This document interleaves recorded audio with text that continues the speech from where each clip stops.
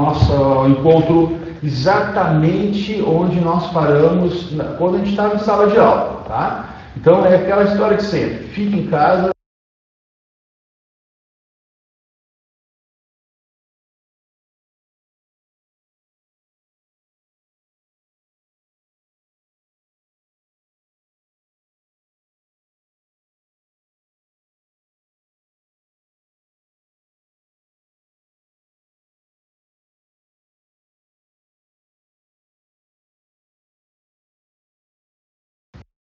Bom dia, pessoal, professor Pedro. A gente continua as nossas aulas exatamente onde nós havíamos parado quando as coisas estavam, quando o mundo estava normal, tá? Mas não te preocupa, fica em casa, fica ligado na gente, as aulas vão continuar, o grau de dificuldade é o mesmo, organiza o teu caderno, organiza as tuas coisas e observa que eu já inicio o nosso encontro em geologia, tá? Deriva continental, que é onde nós havíamos parado. Faz um tempinho que a gente não conversa, mas não te preocupa, porque o nosso início ele sempre é resgatado, tá? Tudo que eu vou dizer para vocês agora são palavras, são vocábulos que eu já usei com vocês em sala de aula. Então não te preocupa, puxa, senhor, faz tanto tempo e agora eu estou perdido, eu estou estudando outras matérias, faz tempo que a gente não conversa. Não te preocupa, tá? A gente vai começar, tu vai entender logo que está tudo certo e as coisas vão voltando na cabeça. Pessoal, então é o seguinte, nós estamos em borda convergente de geologia, tá? Então eu vou lembrar uma coisa para vocês. O planeta está vivo, tá? O planeta está vivo, isso é uma coisa que o Enem gosta bastante, né? O que é um planeta vivo? O planeta vivo é aquele planeta que está com as suas placas tectônicas ativadas. Existem células convectivas internas, tem calor no planeta, tem vulcanismo. Tem que lembrar isso sempre. Então, se tem tremor de terra, tem atividade vulcânica, tem lava, né? Sendo expelida por vulcões, sejam vulcões de falhas, vulcões de fissura, vulcões de cone vulcânicos, né? Os chamados vulcões de anfiteatro. Se isso está acontecendo, o planeta está vivo. Então, a gente vai tratar agora de um movimento dessas placas, que é a chamada placa convergente. E a placa convergente ela tem tudo a ver com o nosso país, tem tudo a ver com a América do Sul. Então, tudo que vocês têm de geologia, tudo que é tratado de geologia no Brasil, é tudo em função da chamada borda convergente. Porque nós não estamos entrecortados por uma placa, mas nós estamos no meio dela. E a placa que mais o elemento de placa que mais provoca situações complicadas para o Brasil é justamente a convergência de placa. O que é uma convergência de placa? É quando duas placas tectônicas ou placas de deriva, né, litosféricas, de litros de pedra, da litosfera, da crosta terrestre, essas duas placas, elas colidem, convergência, tá? Haverá um encontro de placas. Isso é muito importante para vocês entenderem, porque na última aula nós vimos a divergência, que quando separa, e para essa separação eu tenho a criação de montanhas no meio. Nesse elemento aqui, a mesma situação, só que agora é o contrário, as placas elas vão se encontrar, haverá uma convergência de placas e haverá criação de montanhas. E uma coisa sempre associada, se tem montanha, tem que ter tremor de terra, tem que ter vulcanismo. São três coisas que tem que ficar na cabeça de vocês: vulcão, montanha e o sismo. Sismo, tremores de terra. Bom, quando existe a convergência de placa, nós temos um chamado limite destrutivo. Então, olha só, é um jogo de preposições. Lá anteriormente, na divergência de placas, nós tínhamos chamado limite construtivo. Isso quer dizer, eu até brinquei com vocês, da chamada rolha gigante no meio do oceano. Se eu estou separando placas, eu tenho que construir, eu sou construtivo. Se eu estou unindo placas, eu tenho que destruir ela. Então é simples, quando existe uma convergência de placas, uma dessas placas ela será destruída. Isso é fato na geologia. Como é que isso acontece? No encontro, na convergência, uma delas sofrerá subducção. A subducção nada mais é do que vir por baixo, subdúctil. Isso quer dizer que ela virá por baixo de uma outra placa e ela será destruída. Então nós temos o chamado limite destrutivo. Uma delas será consumida e destruída. Uma coisa muito legal de pensar agora. Se um lado dessa placa está vindo por baixo, está sendo destruído, gente, isso aí é fato. O outro lado da placa está sendo construído. Então, onde há um limite destrutivo, há um limite construtivo do outro lado. Todas as placas têm a mesma situação, cara. tudo igual. Se vocês encontrarem em qualquer uma das placas, que seja africana, australiana, antártica, que seja placa europeia, norte-americana, América Central, todas elas têm um lado que destrói e um lado que constrói. O lado que destrói, que nós estamos vendo, é chamado de borda convergente. E o lado que constrói é a borda divergente. A destruição provoca, então, uma subduto, uma virar por baixo. E aí nós temos a construção da chamada fossa oceânica. Gente, isso é muito legal de pensar agora. Porque exatamente onde acontece o encontro dessa placa e que uma virar por baixo da outra, será formada uma área muito profunda. Então, onde houver a expressão para vocês no mundo, cara, de fossas oceânicas, você tem ali uma convergência de placa. Quer ver uma coisa interessante?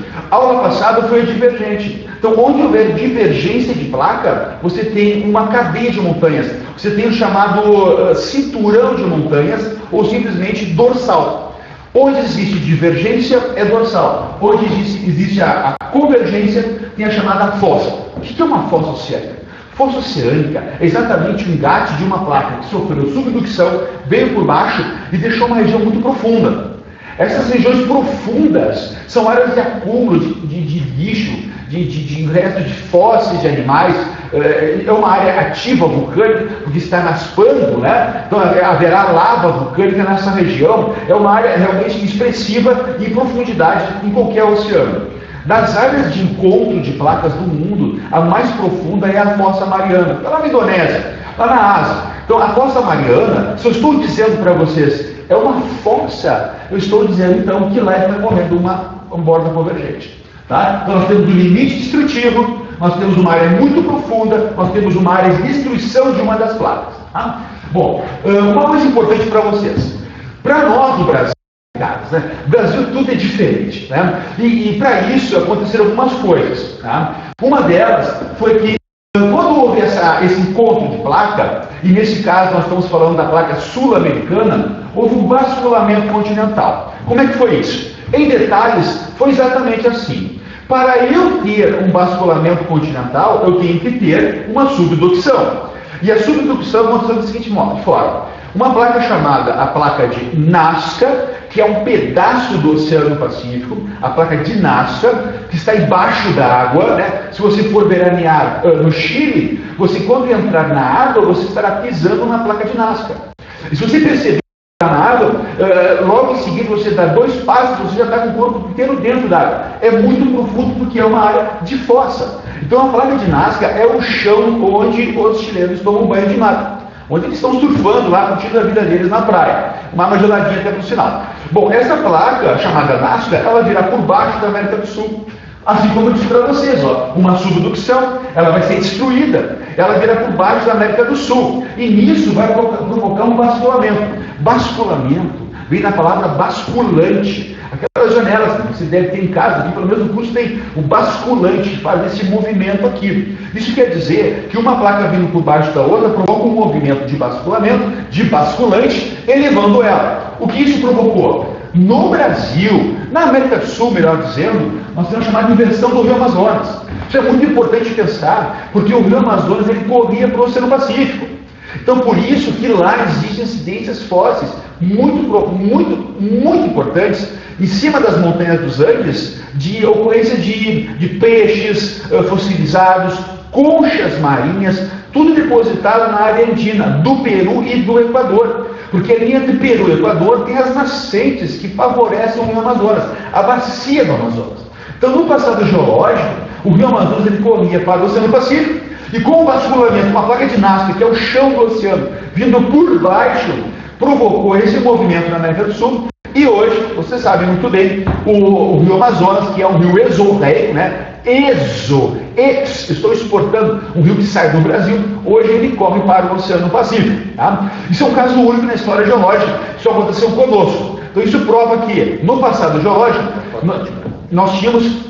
Agora ele corre para o Atlântico. Agora ele corre para o Atlântico, tá? Vou usando o pessoal aqui na sala. Então, nós tínhamos um rio que fazia esse traslado, ele modificou, tá? Agora, uma coisa importante para vocês, isso eu acho que tem a ver com as aulas pretéritas, que eu disse isso em sala de aula, e agora eu vou trazer um evento mais diríamos, importante, que é a onda de raso de maré, tá?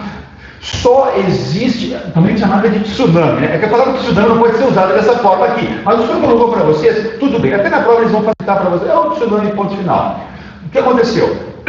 O tsunami, essa tosse aqui é de falar, não é coronavírus, tá? Bom, o que aconteceu? O tsunami ele é provocado só em borda convergente. Entende? Em borda, não vai acontecer isso.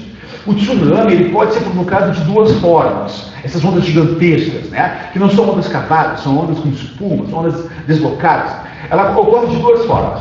Numa borda convergente, que nós estamos conversando agora, eu vou mostrar para vocês como isso acontece, ou por deslizamento de terra. Então tem uma ilha, uma área costeira, em que tem um deslizamento que é considerado importante e volumoso, nós temos milhares de toneladas de areia, de terra e rochas desabando, você provoca uma tsunami. Tá? Isso, na verdade, ocorre com uma coisa chamada de cisalhamento ou simplesmente fratura de montanha. Tá? Ela vai tirar um pedaço da montanha de um vulcão, por exemplo, vai cair na água e provoca. Não é o nosso caso. O nosso caso é esse aqui. Então, olha só, eu falei em Chile para você. Se o Chile ele está como um grande exemplo de borda convergente, onde o oceano, o assoalho do oceano está vindo por baixo da América do Sul, então o Chile é um provocador de tsunami. Tá? Aliás, as tsunamis mais importantes que ocorreram até hoje na história surgiram no Chile. Tá? E essas tsunamis que surgiram no Chile, elas têm um destino, tá, gente? Se a gente olhar o mapa do Oceano Pacífico, a partir da colisão dessas placas, do movimento da placa, e que provoca uma tsunami, a gente entende que a tsunami ela vai acontecer lá no Japão. Então, por isso que os japoneses lá vão ser conhecidos mundialmente, porque eles sofrem as águas deslocadas pelo movimento de convergência de limite destrutivo por subducção no litoral chileno. Tá? Então, assim, tsunami começa entre Chile e Japão.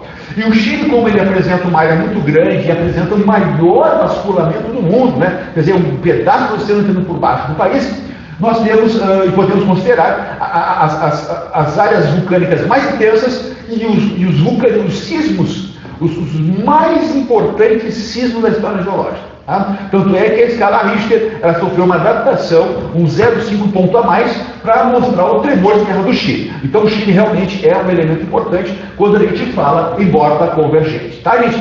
Bom, seguindo a nossa rota. Dobra moderna. Eu vou dar um exemplo para vocês que agora é interessante. Porque quando uma placa ela encosta, ela separa, não interessa a situação. Isso vai acontecer no limite da placa. Tá? Você tem uma placa, no limite dela vai acontecer tudo isso. E nós temos que ter três coisas. Nós temos que ter montanha, tem que ter vulcanismo e tem que ter tremor de terra. No caso que nós estamos vendo aqui, a borda convergente, nós vamos ter a formação de montanhas. Tá? Nós temos três tipos de montanhas aqui de bordas convergentes de colisão de placas. Nesse caso, observa aqui, nós estamos falando do Chile como exemplo, na aula, a formação da cadeia andina. Por que eu estou colocando como borda moderna? Borda moderna, isso quer dizer que hoje mesmo, tá, isso é fato, alguns milímetros das montanhas dos Andes, ela está subindo, ela está ficando maior. Tá? Isso quer dizer que no final do ano, somado, em média, a cadeia andina ela fica 2 centímetros mais alta. 1,6 centímetros do Himalaia e 1,2 centímetros da cadeia rochosa. Para quem não lembra onde ficam esses lugares, as cadeias rochosas ficam justamente lá nos Estados Unidos e Canadá, e pegam um pouquinho do México. A cadeia de Himalaia é a asiática. Tá? E agora é interessante notar uma curiosidade rápida para vocês. A cadeia do Himalaia, que também tem dobra moderna, assim como os Andes, as montanhas estão subindo toda hora, moderno, quer dizer, amanhã já está mais alto, está sempre se renovando, são montanhas muito angulosas, muito agudas. O Himalaia é o resultado de uma convergência que é gigantesca, que é a convergência entre a Índia e a Ásia, entre Europa e Ásia e a placa da Índia. Então imagina, a placa da Índia, chamada Índia-Austrália, contra a placa euroasiática. De novo para vocês, Índia-Austrália contra euroasiática. Essa é a mais poderosa colisão de placas que se pode visualizar, que forma então a cadeia do Himalaia. Tá? Uma outra curiosidade rápida para vocês, está acontecendo subducção aqui? Está acontecendo subducção. Está acontecendo vasculamento continental? Está acontecendo limite destrutivo? está acontecendo? A cadeia do Himalaia nada mais é do que a destruição da Índia e da Ásia, da Austrália, Índia e Austrália, que vem por baixo de toda a Ásia e a Europa. Então se pode brincar com as palavras, que no futuro geológico, a Índia e a Austrália podem completamente entrar por baixo de toda a Europa e de toda a Ásia. Isso é uma subducção, uma destruição de placas, tá? No caso das rochosas, nada mais é do que o encontro entre a China e os Estados Unidos da América, tá? O final é interessante, porque os Estados Unidos da América podem sofrer um basculamento e a China vir por cima dos Estados Unidos. Mas isso é uma outra história. Só estou provando para vocês que as dobras modernas são íntimas da borda convergente, dos limites definitivos e das subducções. Tá? Do lado de cá agora, vamos dar uma olhadinha, que nós chegamos no terceiro elemento. O terceiro elemento de placas litosféricas. Nós já passamos pela borda divergente, que é a separação da placa, nós passamos pela borda convergente agora há pouco, que é encontro de placas, e chegamos ao limite conservativo, que é a borda conservativa. Isso quer dizer que não separa e nem se encontra. Ela simplesmente fica coladinha uma na outra e elas ficam raspando continuamente. Tá? Para quem já foi aos Estados Unidos da América, os estadunidenses e canadenses, mas em especial os Estados Unidos, são os melhores estudiosos, os maiores estudiosos de borda conservativa. Por quê? Porque o evento mais incrível de borda conservativa acontece nos Estados Unidos. E como ela acontece? Acontece chamado limite conservativo, falha transformante ou transcorrente. Transcorrente, transformante, conservativo. O que é isso, moçada? Quer dizer que duas placas estão encostadas, que é a do Pacífico Norte e a placa norte-americana, nenhuma vai por baixo da outra, elas não se separam, elas não estão se empurrando, se encontrando, elas simplesmente deslizam, cada uma para uma direção. Tá? Nesse caso, nós temos o fundo do oceano, que é o Norte Pacífico, deslizando para o norte. E nisso acontece uma falha geológica. Essa falha geológica nada mais é do que retirar um pedaço. Porque não é toda a placa que está embaixo do oceano. Um pedaço dela está em cima. E esse pedaço que está em cima é justamente um pedaço do México, a Península do México, Península do Oeste, próxima a Acapulco, e um pedaço dos Estados Unidos, que compreende a cidade de São Francisco e Los Angeles. Isso quer dizer, então, que na transcorrência, conservando, não há destruição de assoalho, não há criação, né? Eu não vou construir nada, né? Não é construtivo nem destrutivo, vai ficar tudo igual, simplesmente eu vou deslizando e vou levando um pedacinho do México e um pedacinho dos Estados Unidos embora.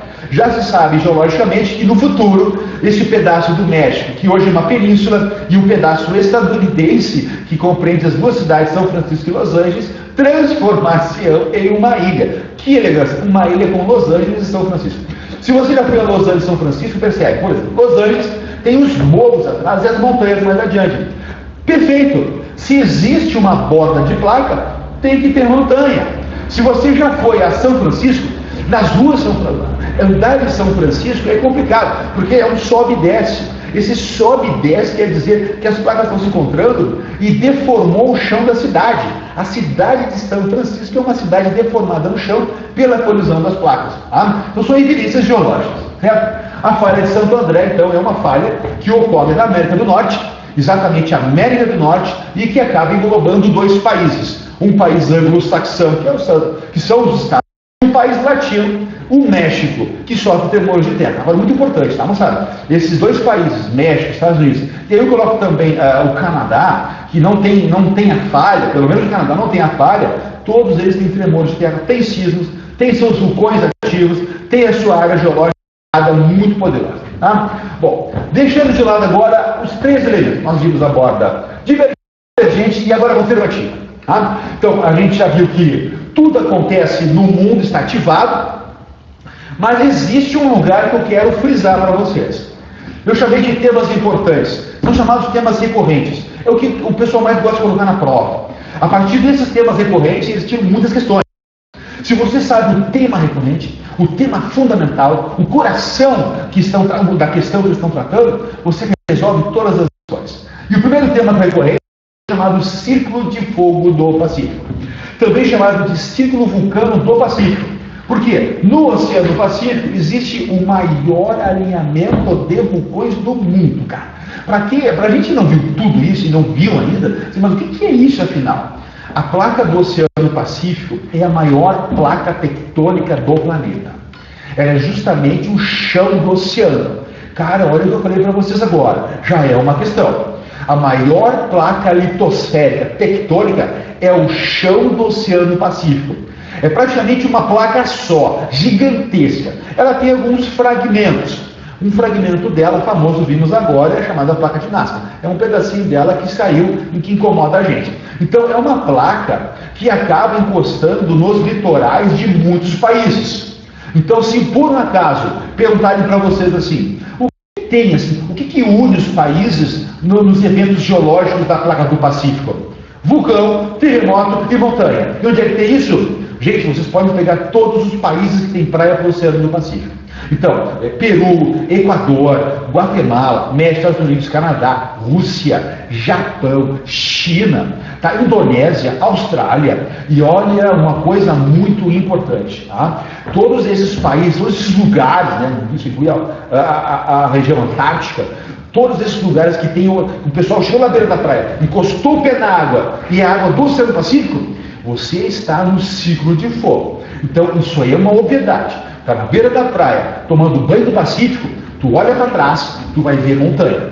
E ali tem vulcão, tá, gente? Então, eu quero frisar uma coisa agora que é interessante nisso, porque um dos professores que fala a prova de vocês, ele opina na prova do Enem, e é o único glaciologista da América do Sul. O cara vai ajudar na prova de vestibular, é o professor aqui da Federal, o cara ajuda a Federal Santa Maria, de Pelotas, e ele é aqui professor da URGS. Ele vai exigir uma coisa fundamental de vocês.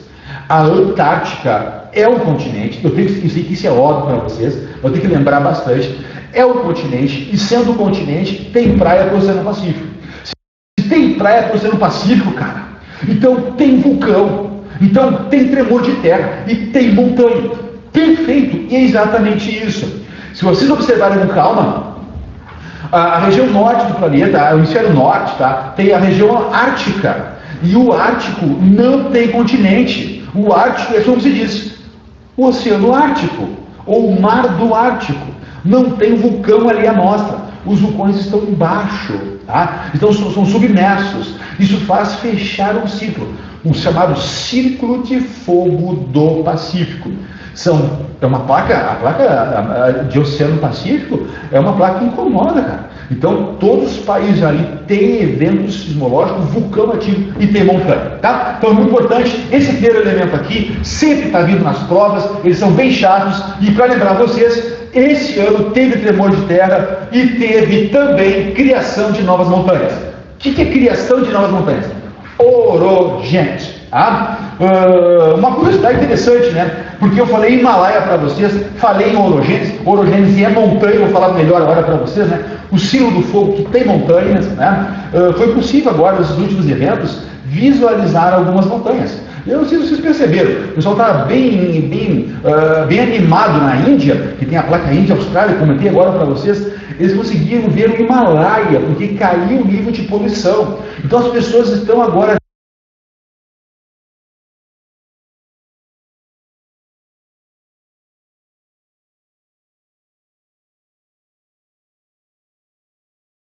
como foi a Torre Eiffel que escondeu um pouquinho a Alemanha. Mas isso deixa de lado, tá? O que importa pra gente é que a orogênese é formação de montanha.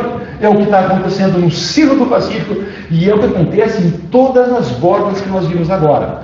Oros, montanha, gente, a criação, a origem da montanha. Como isso acontece? Acontece em pequenas áreas. Por aqui eu estou fazendo uma comparação, um comparativo para vocês.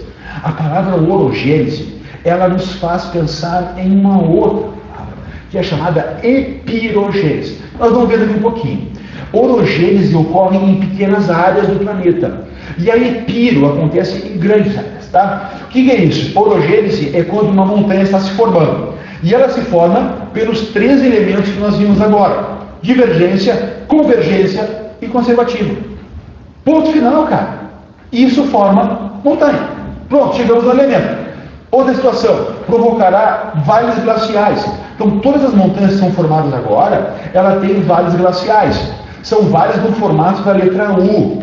Nós vamos tratar durante o ano vários modelos, inclusive nós vamos entrar já na próxima aula em Brasil, vários modelos de erosão que acontecem no país, problemas de erosão, de uso da terra.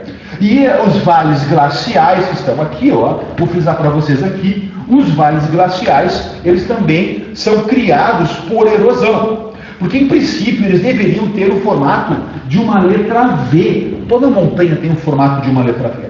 Acontece que haverá acúmulo de neve, porque são montanhas muito altas.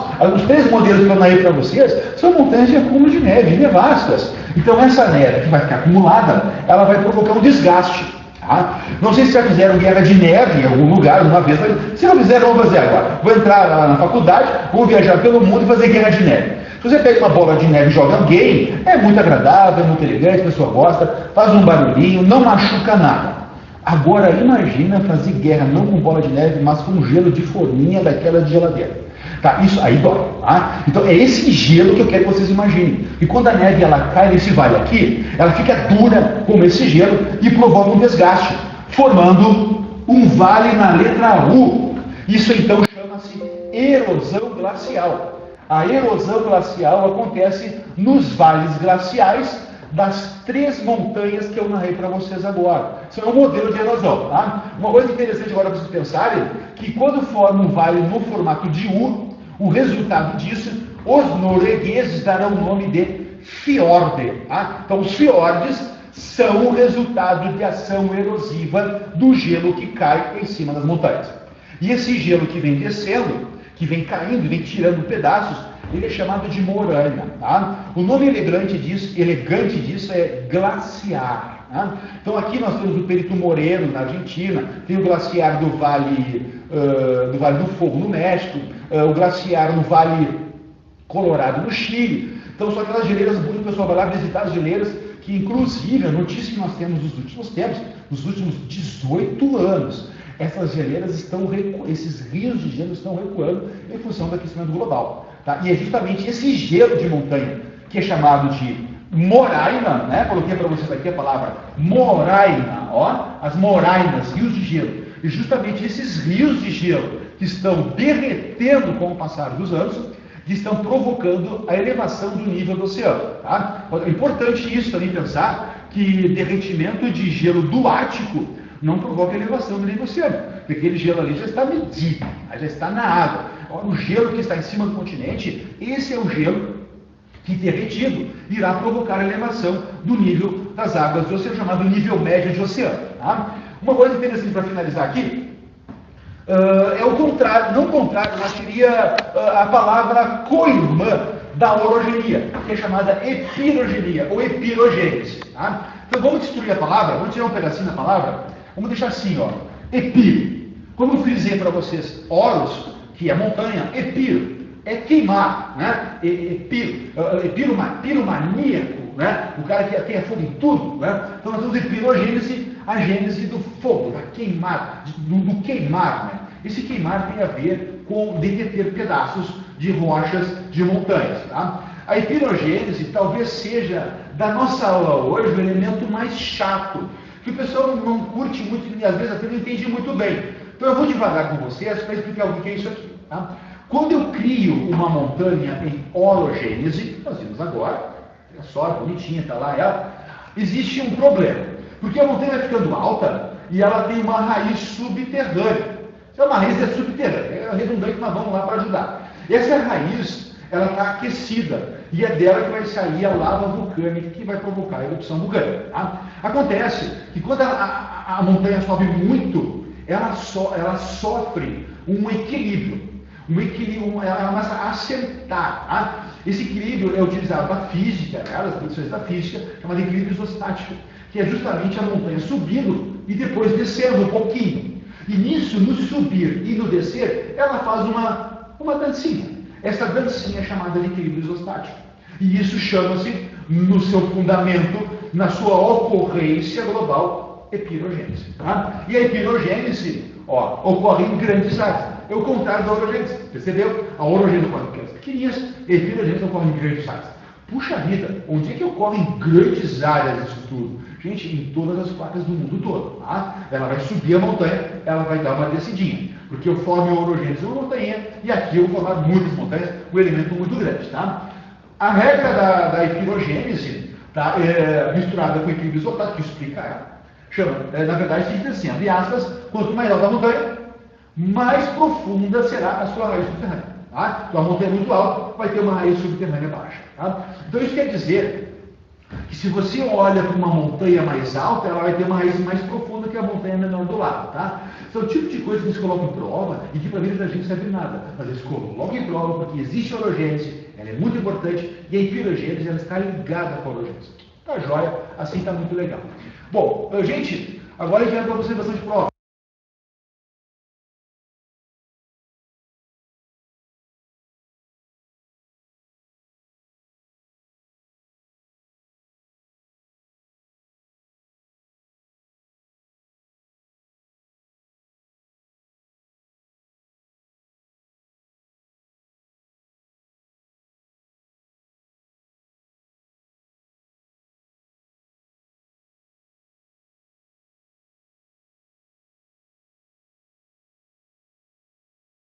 Voltamos.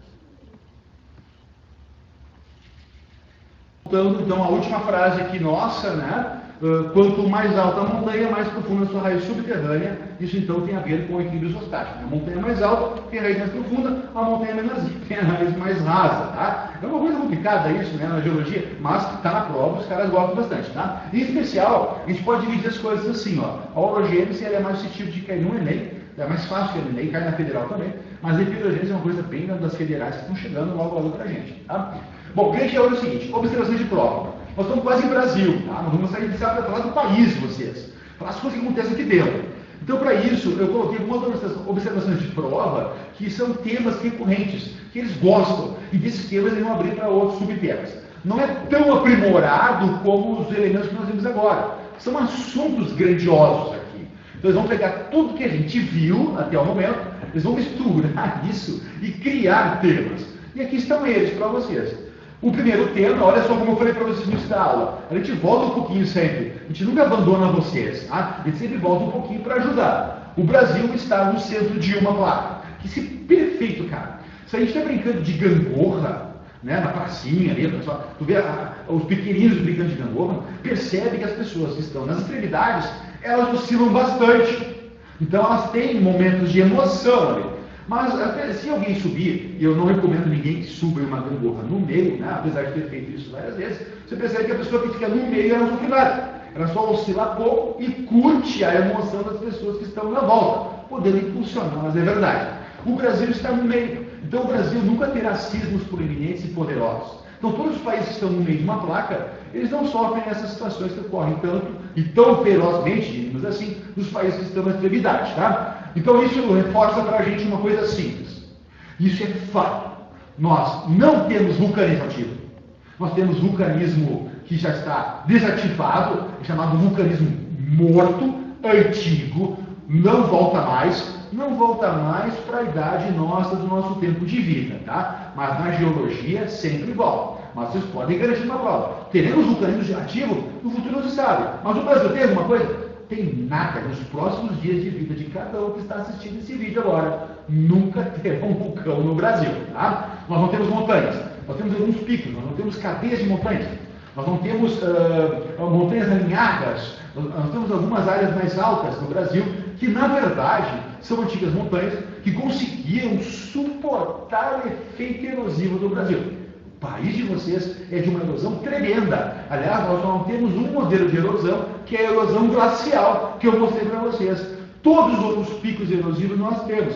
Então, o Brasil é um país velho, erodido, e com algumas antigas montanhas conseguiram sobreviver. No passado tinha, agora nós não temos mais nada. Aqui em Porto Alegre nós temos o Morro Santana, de 311 metros, mas no passado era uma montanha de quase 3.000 metros de altura. O que ficou no morro? O que ficou na montanha? Ficou um morro para a gente. E ele sofreu a atuação de ação erosiva, dos agentes erosivos. Tá? Depois de entrar com mais calma as ações internas e externas de erosão e de modelagem de relevo. Tá?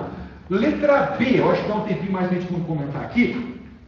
Geologia interfere no clima, tá? Nós estamos vivendo um momento que é sui generis, tá? Eu comentei na última aula com vocês que está mudando, pode mudar o período. É bem possível que nós tenhamos a mudança da nossa era, tá? Mudança de era e mudança de período, justamente pelas medições que estão sendo feitas na atmosfera e nas mudanças no planeta. Peraí, atmosfera, planeta? Atmosfera, que teve a planeta? Gente, é importante entender que a geologia ela interfere no clima e vice-versa. Tá? Quando neva demais em algum lugar, é bem possível que a placa se desloque com o peso. Isso acontece. Tá? Quando neva demais, eu falei para você agora há pouco, Euroásia, Europa e Ásia, é uma mega placa. Quando neva demais na Ásia, Portugal sobe. E Portugal teve eventos catastróficos de geologia no passado. Quem foi a Portugal? Vocês irão a Portugal. No futuro vocês vão ver só, eu vou contar a história para vocês. Eles tiveram um terremoto tremendo lá. E é justamente um resultado que acontece no movimento de vasculamento deles lá. Tá? Ao mesmo tempo, que se eu juntar grandes placas, eu vou interferir no clima da região ali. O Pangeia é isso, gente. Vocês estudaram no colégio o Pangeia, vocês estudam, na verdade, o segundo Pangeia de resistência. O segundo Pangeia mostra pra gente que o Rio Grande do Sul, por exemplo, ficou no meio, o que hoje é Rio Grande do Sul, né? Ficou no meio da placa. E por ter ficado no meio da placa, nós somos no deserto no passado. Por isso que nós temos essa areia avermelhada que se estende por todo o estado. Essa areia vermelha é esse antigo deserto. Então é perfeito, cara. A geologia interfere na ação climática. Se eu vou juntar muitas placas, eu vou provocar um deserto no centro da placa. E as áreas úmidas estarão na volta. Só para lembrar para vocês, nós tivemos um grande oceano, né? O oceano Pantanassa, né? O oceano que envolvia essa placa, e depois houve uma abertura na placa que fez existir o oceano Adamastor. É uma história de metade com mais claro. Tá? Bom, então a geologia interfere clima e vice-versa.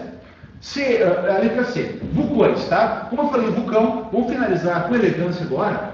O que é vulcão? O vulcão libera lava ou magma, tá? Mesma coisa, o pessoal vai dizer lava, né? Lava ou magma e piroclasto. Piroclasto são pedaços de rochas que estão muito aquecidos, jogados a muita distância. Tá? Então o pessoal tem que sair correndo de lá, porque vai falar alguma coisa. E por final, quero mostrar para vocês uma coisa que interfere a geologia, interfere no clima, que são as cinzas.